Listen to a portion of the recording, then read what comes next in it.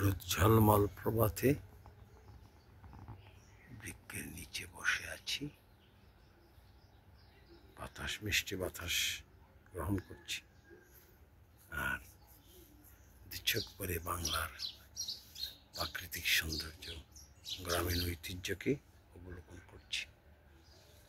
একটি ঘাস বনে শালিক পাখি খাবার খাচ্ছে, আবার তার পাশেই দুটো মোরগ খাবার খাচ্ছে।